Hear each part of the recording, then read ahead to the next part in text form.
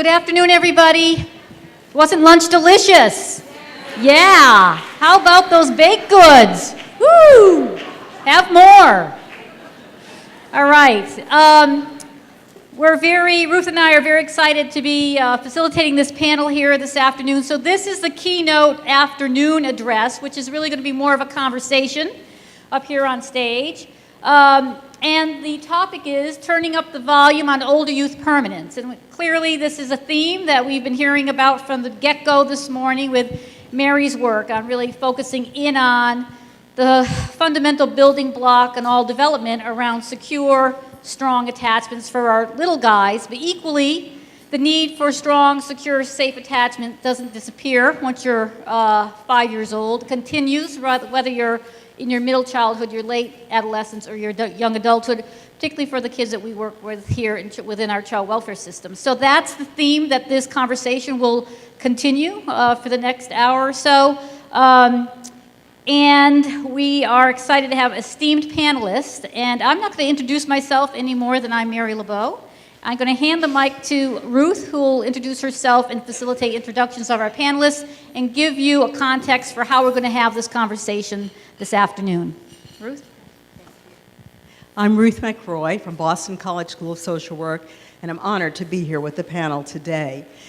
As Mary just indicated, we're focused on looking at some of the issues for our children that are in the system. We've already mentioned that there are over 400,000 children in the foster care system. We have over 100,000 that are waiting for adoption. What can we do? We need to turn up the volume. We need to be focused on all of these issues. And so in order to focus on this, I'm going to ask Kim to begin the introductions. She'll introduce herself, we'll pass the microphone around, and you'll get to know everybody up here on the panel today. After that, we will have a chance to view a video that will give you a better sense of what can happen to a child that is in the system, and we'll be reflecting on that throughout the next hour. So you've got a mic. Okay. Hi, everybody. I'm blinded by the light. I'm Kim Stevens. I work at North American Council on Adoptable Children and worked in the past with Mary LeBeau and some other colleagues on an adolescent permanency project. But my main interest in the work around adolescent permanency started when my husband and I thought we would adopt a cute little 4-year-old in between our two birth sons' ages, and met and fell in love with a 15-year-old, which then led us to find out what happens for kids who do find permanence and who don't find permanence, and how much that permanence matters as they get older. Riley, I'm a foster care alumni based out of Ohio, adopted at the age of 15. Shout out to the Midwest, OH, IO. I am also the founder of Science in Motion Group, LLC. I look forward to a dynamic discussion with everyone. Thank you. Hi, I'm Caron Zilberstein. I'm a psychotherapist and adjunct professor at Smith College School of Social Work. I also lead a local group of A Home Within, which is a national organization that provides pro bono services to foster children. So we train private practice clinicians to provide that service. I'm Pat O'Brien, the founder of an organization called You Gotta Believe, an organization that places youth on the verge of aging out into permanent families. I continue to host a radio program every Sunday night for them called the Adopting Teens and Tweens Show.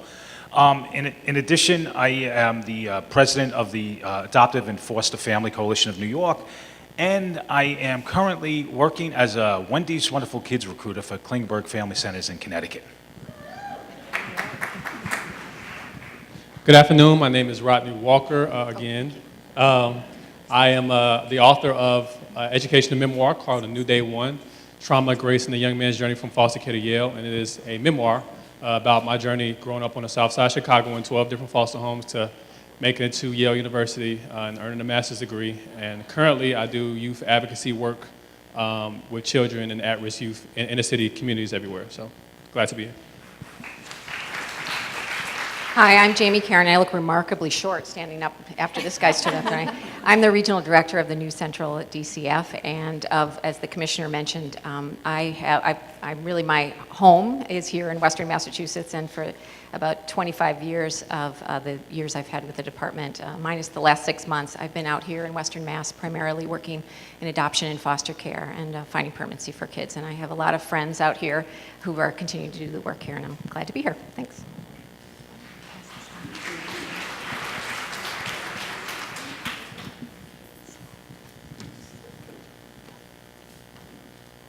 Okay, so we're going to begin with your having a chance to see the Corey video, and that will be followed by a panel discussion. You'll see the questions there, and think about it as you're watching this video, the following questions. What were some of the missed opportunities by the child welfare professionals to turn up the volume on efforts to secure permanency for Corey? Think about the second question. Why is it important to turn up the volume for older youth? And finally, how do and can we as youth, as families, and as professionals turn up the volume?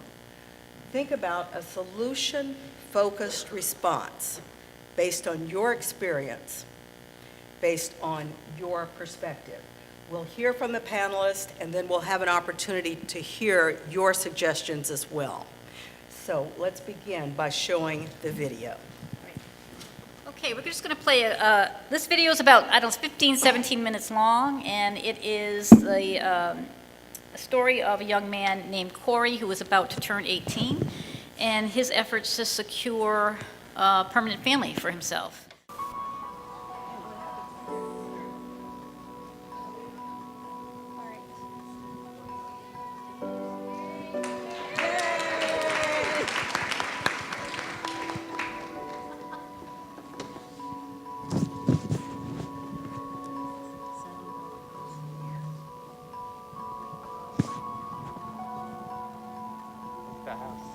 That broken window. They never fixed it with a sheet. I know, I wonder why. I think it's really easy to say that a lot of what happened with Corey was mostly him. Not yet.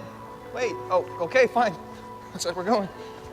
I mean, literally, the journey that he went on to finding her was dangerous, and he was determined to find her, and Oh, look, your TV is still there. when he said that he was going to do it, I believed him.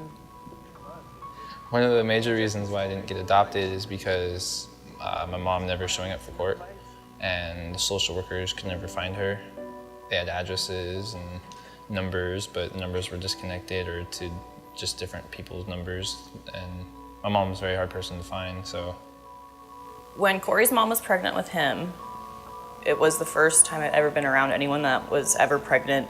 She was 16, my brother was 19, and I was involved a lot. I was there all the time, and up until he was born. And then when he was born, I was the first person to hold him after, of course, the parents. And he's the first baby that ever gripped my finger, and he had my heart ever since then. I grew up with my mom doing meth, and so when I was younger, it was not a strange environment being around it. Just the houses we lived in, I went to so many schools.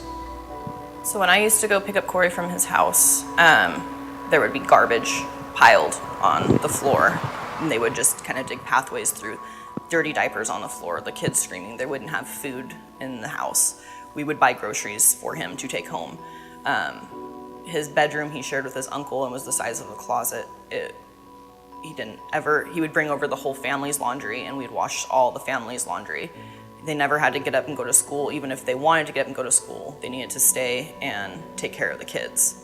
I would cook them dinner, me and my sister Paige. She's close to my age, she's 16 and I'm 18.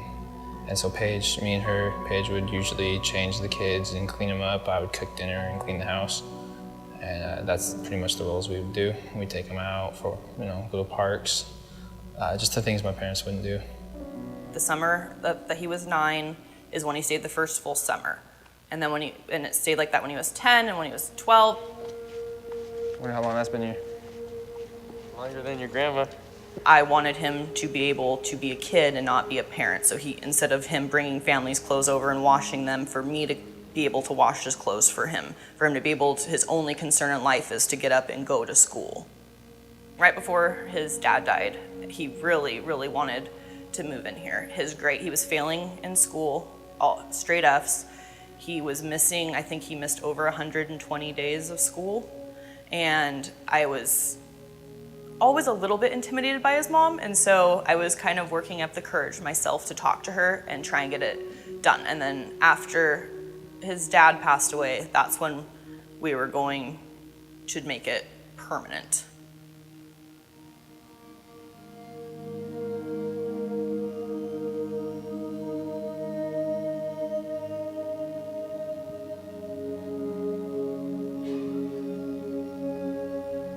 The process is, if mom doesn't sign, you have to post in a newspaper for 90 days. And the state does, that says, this is the decree that Brianna Copeland wants to be a legal guardian to Corey Kircher, and it has to stay in the newspaper for 90 days. And if mom doesn't respond to that, it automatically happens and you don't need her signature. Well, somebody let that slip through. And then all of a sudden, we discovered this publication was never filed. At that point, we could not backtrack that date because then Corey would have been already 18 years and older. So that time period, that sensitive time period that Corey could have gotten, the guardianship would have passed.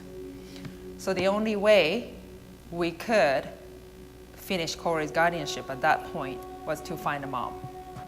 We had court, and he told me that he found his mom on Facebook and that he was sending her messages and she was responding. So at that point, Yoshimi and I had a conversation about whether or not Corey should be involved, and then Yoshimi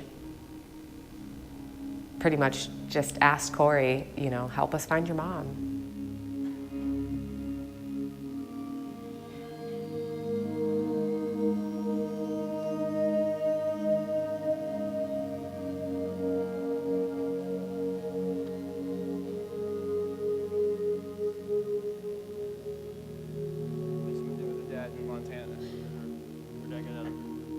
And he owns a tattoo shop. Oh, really? I called Gavin because he's the only one I know that lives out there, and he's my best friend. And so I went and stayed at his house for a night. And the next day we got up, and around 1 o'clock in the afternoon we went out to look for her. Oh, from Seattle? Yes. Oh, but he moved to Montana. He moved to Montana because he met a guy in prison that owned a tattoo shop in Montana. And so he moved out to Montana with the guy who owns a tattoo shop after they both got out of prison. Oh, and then Paige found Now out. that guy's going back to prison for murdering someone. Really? Yeah. We walked around West Seattle, Moore White Center area about all day, about a good 6 or 7 hours walking from place to place, getting clue to clue, kind of tying everything together where we could find his mom. I didn't care about how far it was or if it was raining, or because I knew how much it meant to him and how important it was for them to get signed. Had people come in. We walked over to my grandpa, Jerry. We walked over to his house, and it was trashed. He wasn't there, but his wife was there, and she told me that my mom hadn't been staying there, and that she was staying with someone named Jen, and she didn't know her number or where she lived, but she knew where she worked, and it was like a salon kind of thing, but it was closed. I felt pretty hopeless in looking for her when Jen's salon was closed. We were at a dead end. Me and Gavin sat there for an hour. We had no idea what to do, and we ended up just going back to his house. And that's when I remembered where everybody used to live that used to hang out with my mom and dad, which was his drug dealer and their little friends that smoked with them. That's when I remembered that, and then that's where the hope came back. Me and Gavin went to my stepdad's drug dealer's house, and it turns out my stepdad was staying there, but he was separated from my mom. And he said that my mom was staying in an abandoned house full of meth heads, and so I wanted to go, of course, because I needed the signature. And he wouldn't take me there, because he said there was people there that wanted to kill him. But the girl he was with said that my mom wants to see me and she never stops talking about me and everybody knows about us and that she deserves to see me. And so Gavin's mom and dad decided to drive us to the house, but they didn't want to take anybody in the car. And so she got on the bus and met us over where the house would have been. And then I saw my mom walking down the street and we stopped her in front of a McDonald's. So that's where we got to meet. Is this the table you and your mom sat at? No, we met at that one over there. The bar? In the middle of those three. Maybe it was 1:30 in the morning, and I got a phone call from him, and he said, I got it signed, I got it signed. And I was like, shut up. And he was like, no, I swear to you. He's like, I found her. Me and Gavin went out all day. He's like, I'll tell you the story later, but I got it signed. And I was like, don't lose it. And he came back the next day, and he had the paper, and it was amazing. He was a little engine that could. I think it was mostly Corey who made the decisions for his own life and made the choices to excel and I think set himself apart from other youth that are involved in our system and set a different standard for himself. Approving Brianna to be a caregiver was the best decision the state could have made for Corey, as opposed to putting him in foster care or a group home or preparing him to live on his own at a young age. Even if the birth parents can't parent, a relative is the next best option if that relative is safe, because you keep that stability. You keep that child involved with its family network, its family cultures, its family stories, all the things that make us who we are. When we take a child away from that and stick them somewhere else, we deprive them of that ability. The research has shown that children who enter into permanent legal arrangements are much healthier, they have better outcomes in all domains of their lives, that they have lasting relationships that will support them through their whole lives, and especially in those years in the 20s and 30s when most of the crises seem to hit. When we look at a kid like Corey and we talk about that stability factor, all of those areas, in my opinion, of him are met because he has a stable home with a safe caregiver and someone that he trusts and someone that trusts him. And for that, I think he will be able to make better choices for his life and for his future because he wants the person he loves and trusts to be proud of him. Brianna is my aunt. She's my friend, the most important person in my life. She's done more for me than anybody has, which is more than I can say about a lot of people. She's my mom, pretty much. When he first started living here, I had to wake him up every single morning. Come on, buddy, pull out his school clothes for him. Now he's up, he's ready to go, he's excited to go. Oh, we're gonna do this today, or is it cool after school if I go to my friend Ruben's house, or if I go to my friend Sam's house, or this and that? And he's just, it's different. It's cool to see him actually, because he never had like a lot of friends. And he's all over the place. He's popular and happy and fitting in, and it's great. When I went to the court for the final hearing, when they signed off the guardianship, I took Corey and Brianna for breakfast.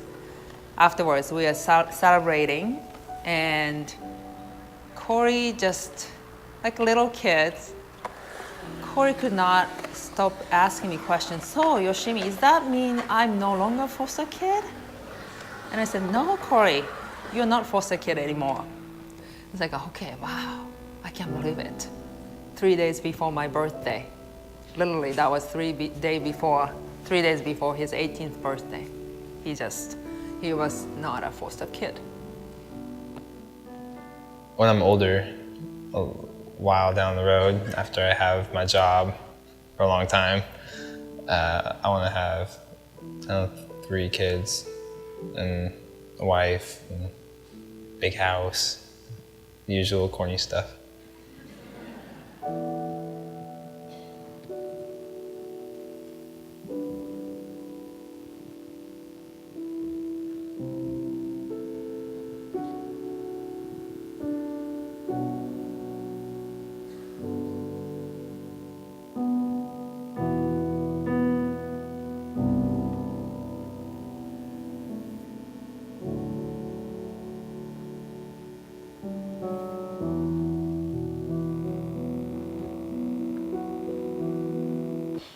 to say that.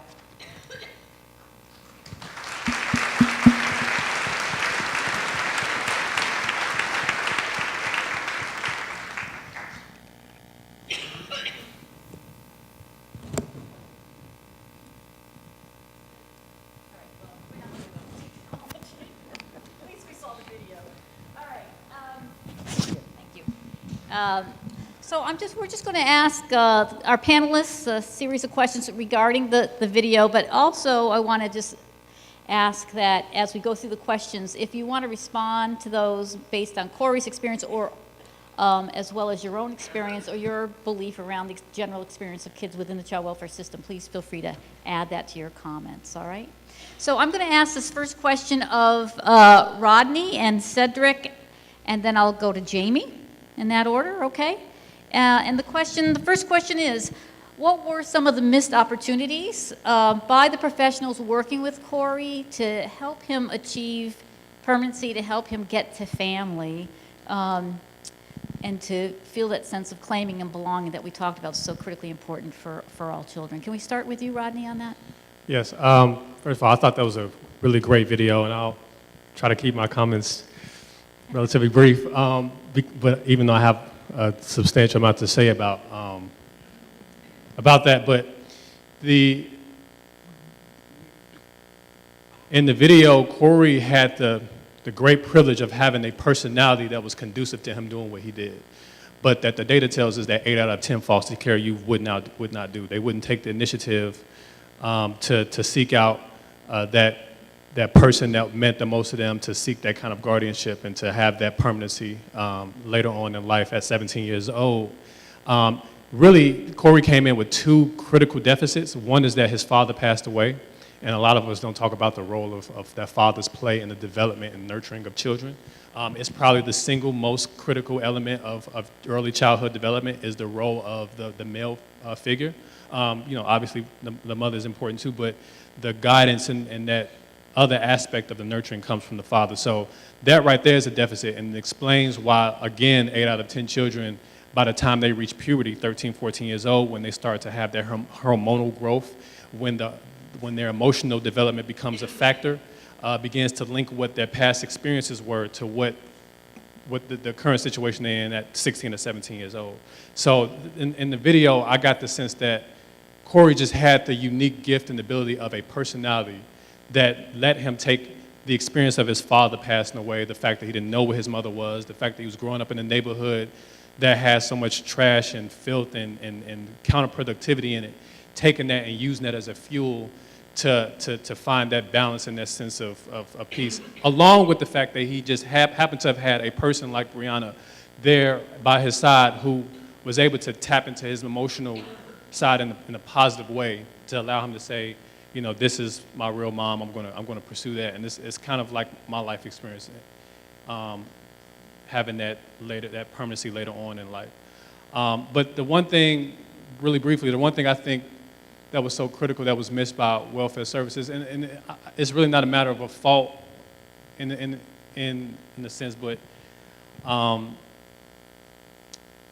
having the sense, in my personal opinion, having a more aggressive approach to having Corey identify with his roots, which is his family and that family dynamic, I think is probably the most critical element that was missed. Like I said, Corey was fortunate, but when you have, another 80% of children, some 300,000 foster care youth who will be in that situation at any moment in time, possibly, the majority of them will say, my mother's not around, my father's not around. I don't want to live with anybody by that point. I have my friends who I hang with anyway, and I don't want to be involved with the courts and things like that. So, but early on, an engagement with, I guess, that family is probably the most important thing that I think could have happened with his situation. Great, thank you. Cedric, your thoughts? Yeah, I really agree with Rodney in the family aspect. But one piece that I really honed in on was the fact that his mother was going through so much pain. She herself had a traumatic experience in life. And one thing that was not tuned into was the fact that she quite obviously was not ready to have a child in the first place. And she had more than one child. I think that's the first opportunity that not only her parents, so Corey's grandparents had, but whomever were her community members, mentors, people who she may have contacted at Child Welfare Services, they had an opportunity to zoom in on the fact that she had an addiction, the fact that she was about to be a single mother with more than one child, and they didn't. And fortunately, Corey was born. And so I think that was the very first opportunity before Corey was even born to turn up the volume. And so he came into this world with a sense of anguish and anxiety that was insurmountable because his mother didn't end up having a lasting relationship with him. And then to compound that by a father who also needed somebody to put a microphone to his life story. Just really didn't give Corey the opportunity to be an actual individual. He was somebody who was in the shadow of two parental failures. I think that's the first thing.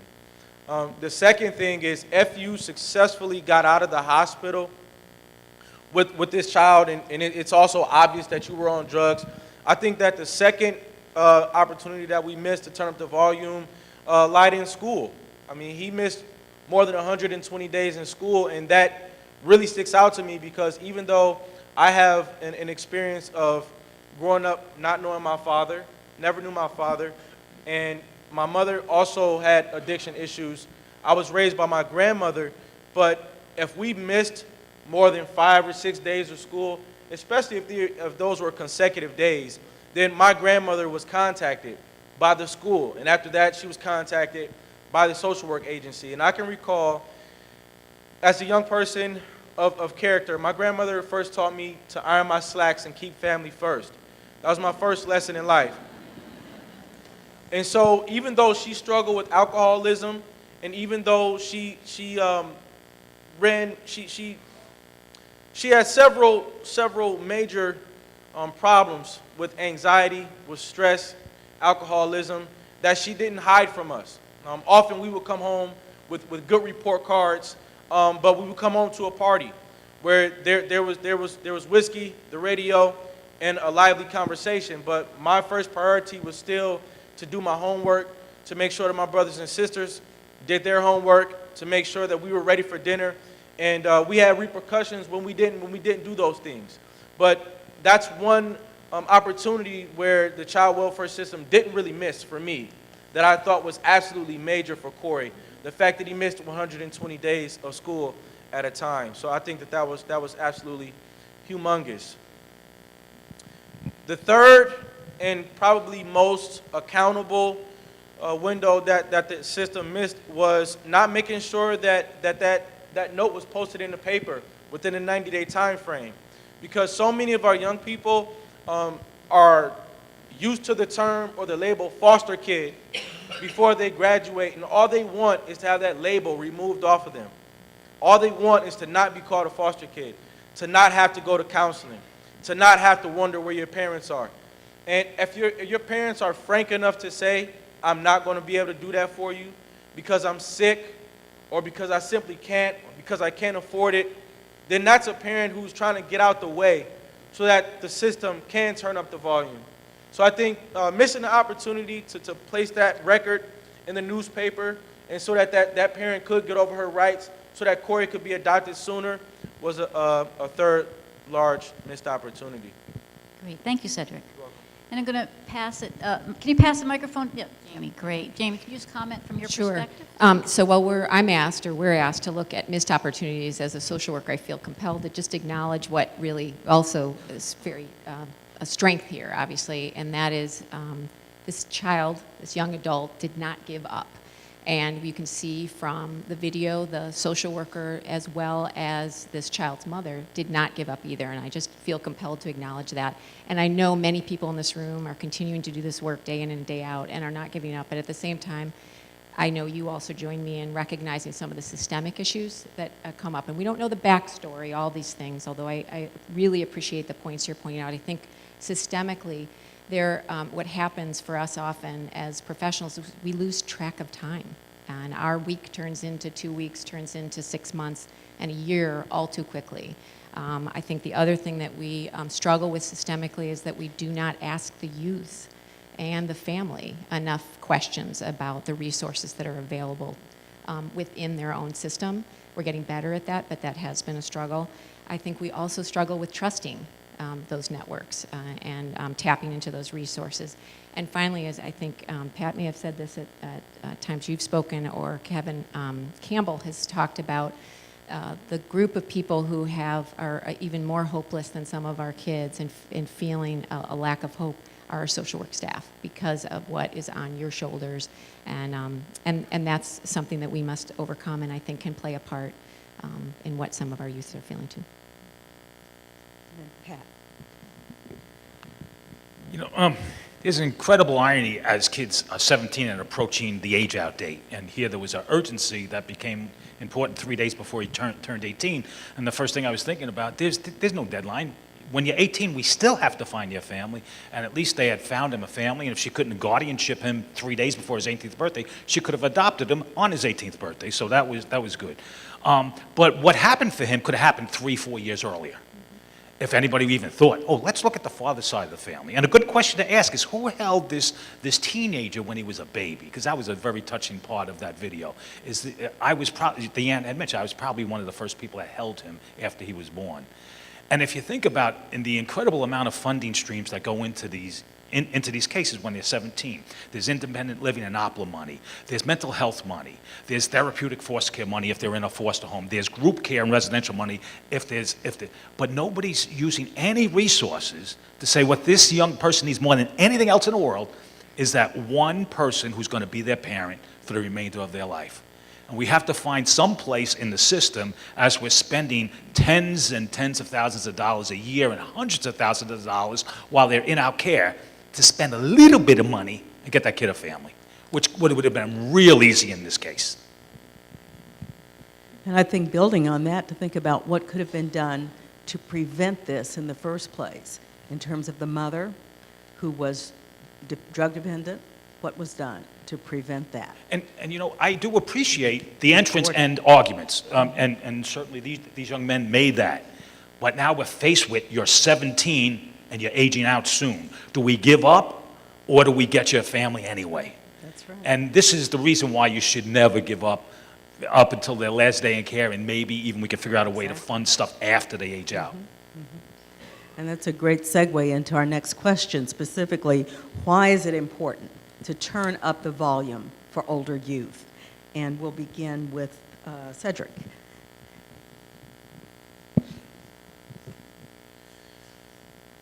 It's important to turn up the volume because people are dying.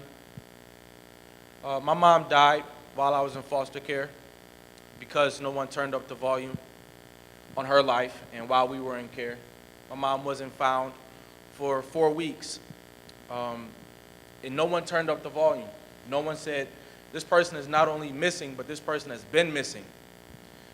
We missed several counseling sessions with my biological mother, and still the volume wasn't turned up.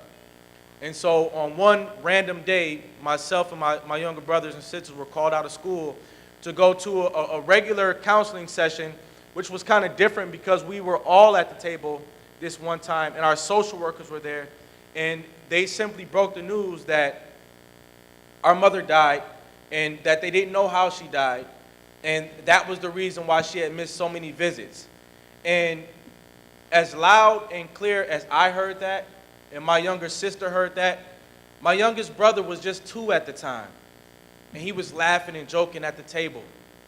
However, no one effectively turned up the volume for my youngest brother, who is currently serving 20 to 40 years in jail right now.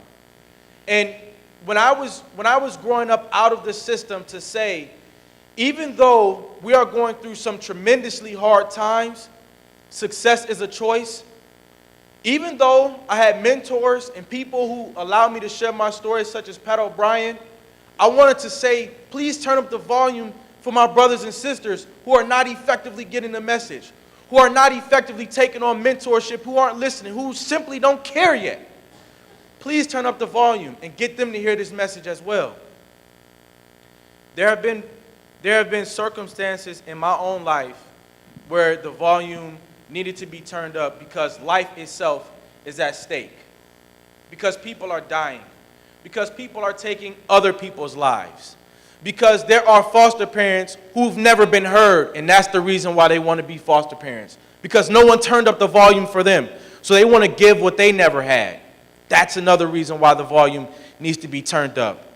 Social workers whose life has been impacted after they graduated with their bachelor's degree in social work and met so many young people who pulled their heartstrings but can't possibly keep up with the caseload. They need the volume to be turned up. Because it's not that they don't want to, it's that they simply can't. And not enough people at a time are hearing this, because sometimes we're really good at talking about best practices. We're really good about benchmarking on film. But there are social workers who desperately need the volume to be turned up in regards to the fact that they simply can't get to my 2-year-old little brother. Wow. Caron, do you want to?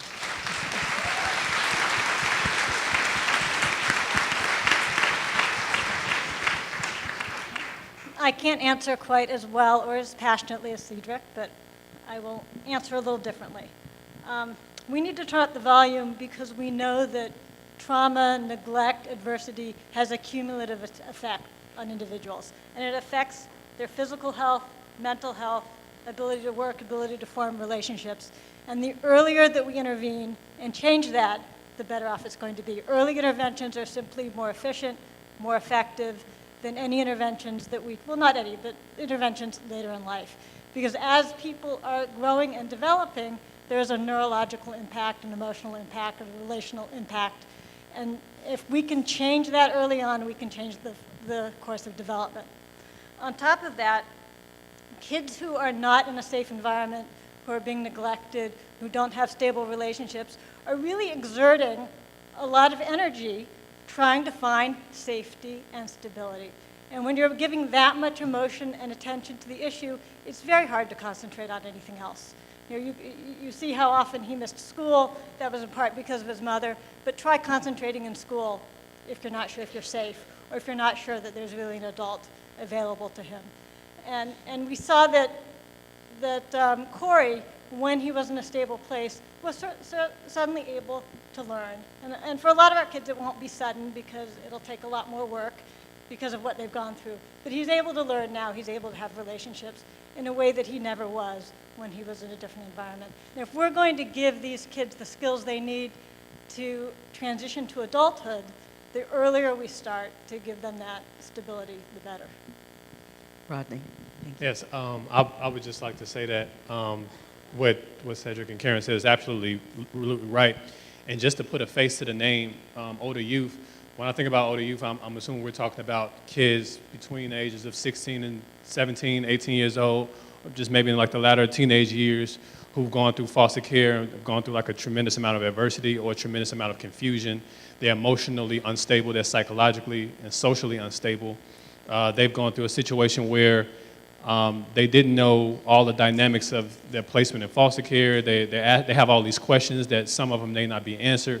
And then when you compound that with how that uncertainty, that confusion manifests itself in high school, those high school years are pre-puberty years.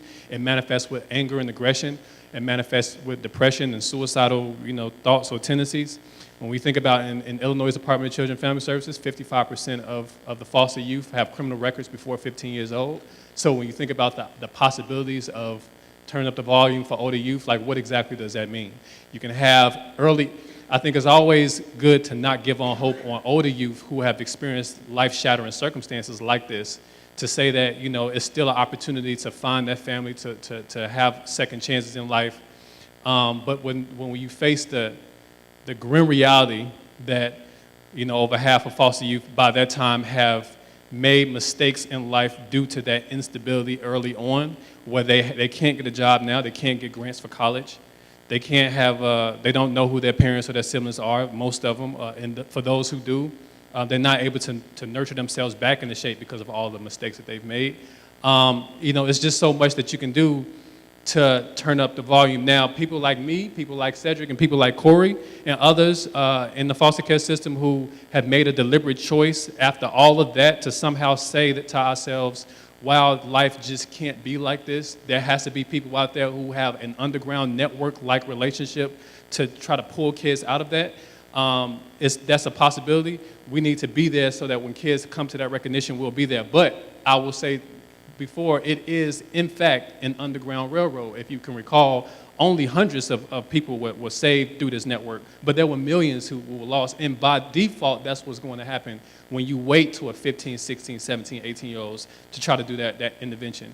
Kind of like what Caron was saying, that the most critical years for foster youth in general, but all kids in specific, is 0 to 5 years old. And I think that's something that's so debatable that people don't know even what that means. Like, what do you mean 0 to 5 years old? It's just, you're just raising children, reading to them here and there, changing their diapers, and you got them in an environment. But people just don't understand that the music that they listen to, the people who are around them, the drugs they're exposed to, even like the little nuances that you don't think kids can remember or that even affects them on a psychosocial or emotional level, that happens between 0 and 5 years old and manifests itself after 13 years old when puberty and emotions hit. So older youth are critical only because there has to be someone there when we say, I'm ready to change, they'll be there. But if I put a number to it, if you give me 100 kids, 100 foster kids, with our data and what we know about the social, emotional, and psychological trauma that exists, 15 will be Corey. But the other 85 will be, already past the point. So we have to understand that dynamic. It's going to be very, very important to reach kids early before we can focus on the older population. So true. Kim? So I'm going to add yet another layer to this. Why is it important? And the why is it important I'm sending out to the parents and the social workers and the administrators in the room. Why it's important is that kids are often left to hold the responsibility for bringing themselves up, to be a Rodney or a Cedric or a Corey. It's not their responsibility. A government entity, an adult, made a decision to interrupt that child's life, to remove them from their family, and it becomes the adult's responsibility to turn the volume up on every single thing a child needs. I can't tell you how upset I was in the very beginning. You hear the social worker say that part of the reason why Corey didn't have permanency was because of Corey. That is the most, I'm sorry, lame BS excuse for not doing your job I've ever heard in my life. It is not a child's responsibility to become likable enough, to become behaved well enough, to become over their losses well enough that a family will commit to them. That's crap. That was a terrible mistake. And it is never the child's responsibility to fix themselves or to fix the problem. It is always our responsibility. And so to you, Rodney, and to you, Cedric, my hat's off to you guys for being just amazing young men. I'm delighted that you're doing this work on behalf of and with your other young folks in care, because they need to both know that it's possible, but they need strong advocates like you both to say, this isn't our job to do. Now we're adults, we want to reach back and help. But this is the job of the adults that made the decisions in the first place. And until we come to grips with that and do everything possible that we can do for that, we're not going to get it right. Great. Thanks, Kim. Appreciate that. Beautiful. All right. So our final question, wanting to end the conversation. Certainly we've had the opportunity to talk about what the challenges are, what the struggles are, both at a practice level, at a systems level. But can we just turn our attention for a couple of minutes to what might be some ideas, some seeds of ideas of solutions? So from your perspective and your different roles, any thoughts about what we can do, how we can make it better incrementally, largely, any thoughts around solutions? And I want to start again with Rodney on that, and then I'll move to Cedric. Rodney? Yes, thank you. I think it's so much that we can do to kind of change the dynamics and the reality of foster youth, especially older foster youth, and what we can do to turn up that volume. We're as much as I always say that we're fighting the uphill battle when it comes to that, we generally are. I just think that it's always important not only to not give up hope, but to realize that there are always going to be outliers who are literally looking for a way out. Me and Corey and Cedric are one of 27,000 foster youth who've reached the age of 15 to 17 years old, who've been through foster care, who made the decision, despite our adversity, to say, we have to find another way through the system. But 27,000 of the, again, more than 400,000 foster youth, which is the data as it looks every year of foster youth who go through the system, go through high school, don't make the cut to graduate high school, or graduate high school but don't make the cut to go to college, may go to college, but then really that onset of trauma sets in, so they drop out of college. And this kind of, the list goes on and on. And so, but some of the things that I think could be in place is, for one, especially in at-risk neighborhoods in the city where I'm from, the south side of Chicago, no public school has a trauma center in it.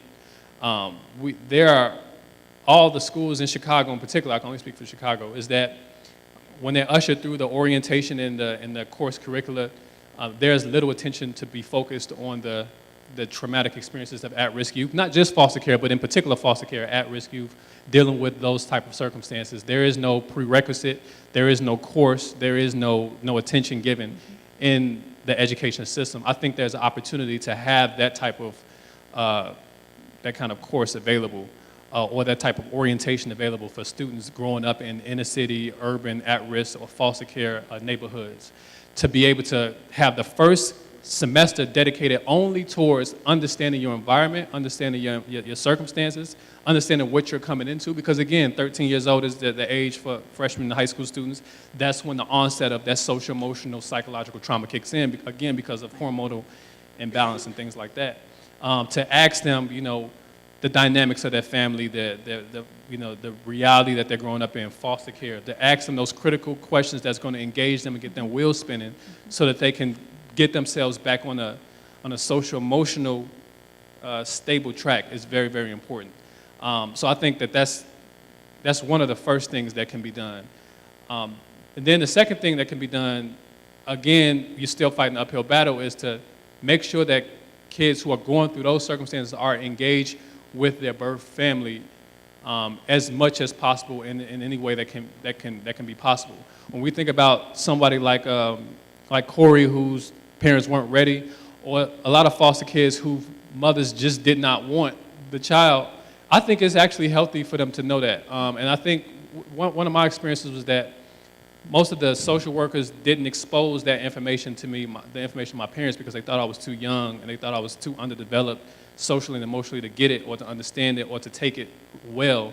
But I think for them to have done that, early on, so that I can begin to process that and get that reconciled with mentors and counselors early on, versus wait until 16, 17 years old to meet my parents again for the first time in a long time, and to have that kind of exposure and then to feel all that aggression later is much worse, because then that's when that aggressive criminal element comes into play. So having that early on, I think it will make a huge difference. Great, thank you. So the cross-systems collaboration and also the need for support to make meaning out of the experience throughout the child's experience in foster care, right? To understand what their narrative, their story is, and put that in its proper perspective. Thanks, Rodney. Great. And Cedric? Thank you guys for being attentive for so long and listening to some other people talk. I'm sure everybody has something to say on this topic. However, because my life has been affected by this, my brothers and sisters' lives, everything that I do is first based off the fact that my brothers and sisters have struggled and still struggle to this day. An extension of that is that hundreds of thousands of our brothers and sisters are going through this hardship in life every single day. Is the reason why I've been thinking about how can we do this better? How can we do this better? I would say the first thing we need to do is introduce a paradigm that says we can't offer a paradigm to paragons. A paragon is a three-dimensional form of energy. And so a paragon is always going to have more to the subject matter than the one quote-unquote solution that we want to offer with the good heart. So our one solution at a time is not good enough for any one person who may have 360 problems at one time. So the first thing we need to do is understand that the solution is not going to be one-dimensional. The solution must be holistic. And to do a play on words, to cut to the chase on how can we create a holistic solution, we need to first affect the nutrition of the kids in care. We need to immediately start giving them fruits and vegetables in the raw form that correlate directly to their energetic potential. We need to allow them to cut down on the fats and the sugars and the cholesterol that cloud them from achieving vision. We need to enable them to achieve vision even when they don't have parents. Because the problem is that without your mom and without your dad, you can't achieve vision. However, if you can manage to achieve vision over the course of your life, whether you grow up in foster care, outside of foster care, then what you can do is you can move through life. You can become a compass for yourself. We can stop burdening a foster parent or an adoptive parent with successfully navigating another human being through life because it's such a challenge. And so what we need to do is create a way for the young people in care to achieve vision.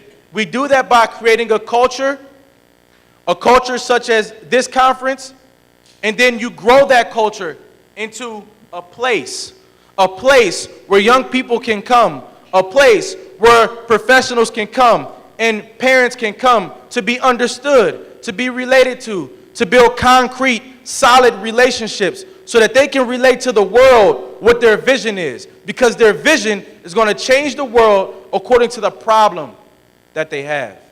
And so what we need to do is positively affect the vision of the young people in care. Fundamentally, it starts with their nutrition. That's why the research that we looked at earlier as to how your experience correlates to your genetic makeup is cutting edge. So the most simple thing we can do without getting too technical is affect the nutrition of our young people in care.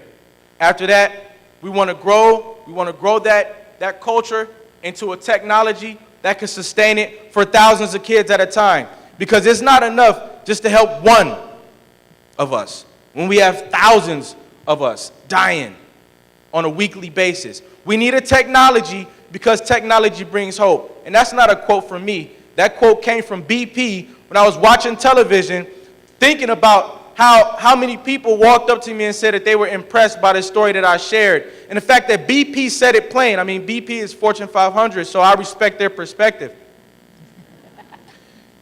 BP said, technology brings hope. All of us want hope.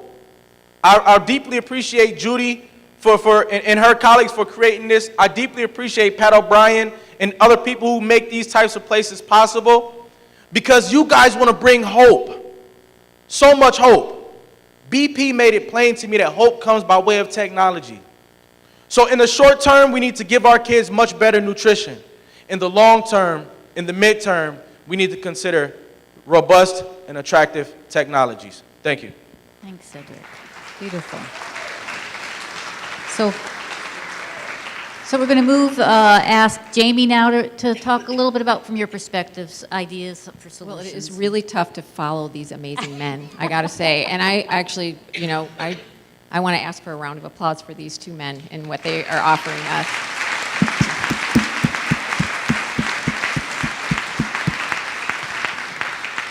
What I hear repeatedly folks talking about is connectedness here, and that is not just technology, but science has proven that connectedness is directly linked to longevity and life. This is really a matter of life and death.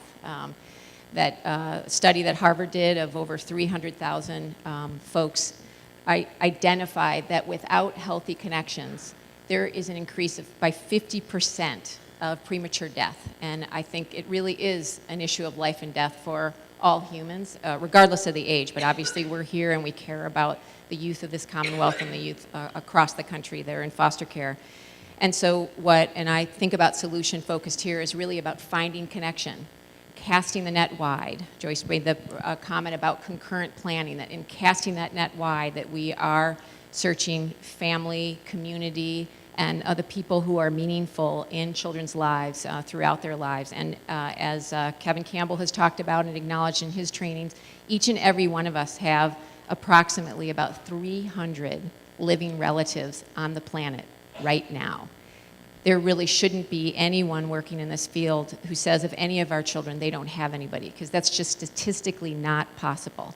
And we need to continue to maintain hope, as you have said. We all need to have that hope and look to our youth who are experts in this. And I also want to acknowledge that there are just hundreds of experts in this room now who know what we're talking about and are committed to it, and I want to thank you for that.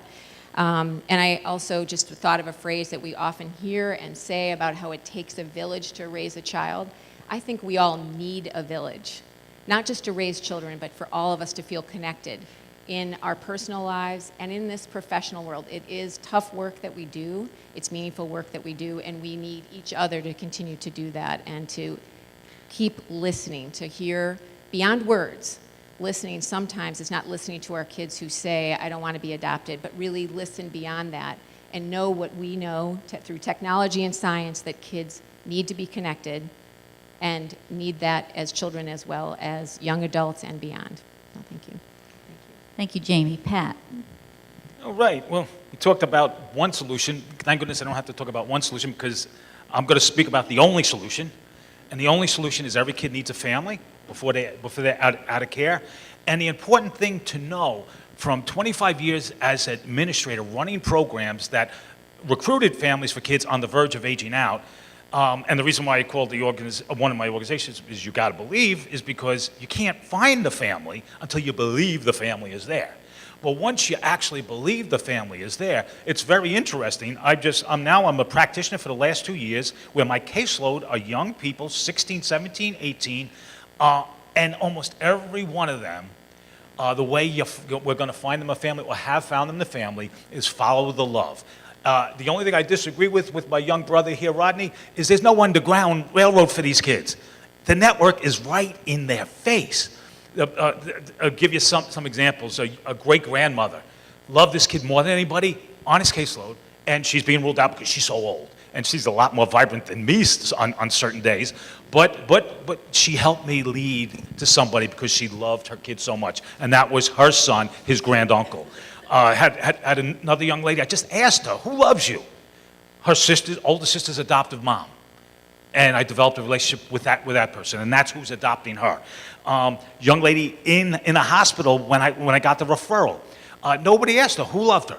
The lady they took me away from. And the lady that they took away from, not because of abuse of her, is because when they took her away from her mother, she had to leave the person's house. And the reason why she's ruled out and not being considered is because she's poor. But nobody spent enough time with her to realize, well, she's got 4 kids, and she's got those kids active every Saturday and Sunday without spending a dime. This woman's got great skills, and this woman considers this young lady in the hospital her daughter as well. And a young man who had a guitar teacher. Guitar teacher turns out to be the worship leader at the local church that he attends that nobody knows about. And there's a family in the church that came forward. Every kid has got somebody. And if we keep in our minds, the only way a kid is going to survive throughout life is to have at least that one parent who's going to stay committed for the remainder of their life. I'm just going to end with this little quote by an adoptive parent that was wonderful. And he said, every child deserves at least one person fully committed to his or her future. One diehard fan that is not too proud to learn new skills and to go where they have never been before. And we call those people parents. Thank you. Why don't we pass it to Caron, and then Kim will finish up. I think that it's important for everybody who works with foster kids in any capacity to realize that they have a role and an obligation to think about permanency. So those of us who are therapists can't just see our role as getting to know a child, giving that child skills, providing a stable relationship. We need to think, what is the permanency for this child? Does it exist? Does the family that the child in need support to maintain that permanency? And if there is no family, what obligation, what role do we have to make sure there gets to be one? Every child in the foster care system comes with a lawyer and a social worker and other people who are assigned to them. And I think part of the role of a therapist in those circumstances is to be an advocate. You need to call the lawyer, you need to call the social worker, you need to go to the review meetings, you need to push the system. And if you're not doing that, you're not giving the foundation that the child needs even to engage in therapy. So I really think that's part of the role and part of the obligation that we all hold. Thank you, Caron. Kim, the final word, Kim. So everybody on the panel has mentioned a number of really incredibly great ideas for kids that are still in care to make sure that they don't leave care without a family. I want to bring your attention to an emerging program out of Kansas City, Missouri area that my friend and colleague, former foster person and adopted as a teenage friend Nathan Ross has developed out of Foster Adopt Connect, and it's called the Community Connection Specialist. They got a grant from a local, it's an anti-violence, anti-bullying organization in Kansas City that gave them a grant to start this program, and the state of Missouri is giving Nathan's program $1 million to expand the program. And essentially what they are going to be doing, they're in the process of hiring now, but they are hiring former foster alum, young adults who have a college degree or are in the process of a college degree to act as community specialists for young people ages 18 to 26 who have already left the system, to keep them connected, to help them achieve some of their goals as adults, and to make sure that there is a human being in their life who cares enough about them to help them get connected to those other human beings in their life who will be parents for them now and into the future. I just want to ask a real quick question back to our old MFFK days. Everybody in the room, how many people in this room have spoken to a family member within the last week? Raise your hand. Look at that. And how many of the people in the room that just raised their hand are almost as old as I am? We don't ever lose that need for family. And to Karen's point, I'll say this as my last word. If every single person, teacher, doctor, community member, police officer, child welfare worker, administrator, mental health person, laundry lady, grocery store clerk, bus driver, and lunch lady believed that every single kid who's in care deserves the same as well as a child that they loved, and if every one of us did our best to achieve what we would want for a child we loved, our system would be perfect. We cannot forget that all of these kids are our kids, and we have to act in that fashion every day with every action. Well said, Kim. And we know, as stated before, as Pat always says, you got to believe. You got to believe that. We have to all turn up the volume, and we have to believe that every kid has somebody. Thank you all. Realize that it's time for you to go to the next session. Thank you very much. We've had an amazing panel. Thank you for being here with us. Taught us all a lot. We appreciate it.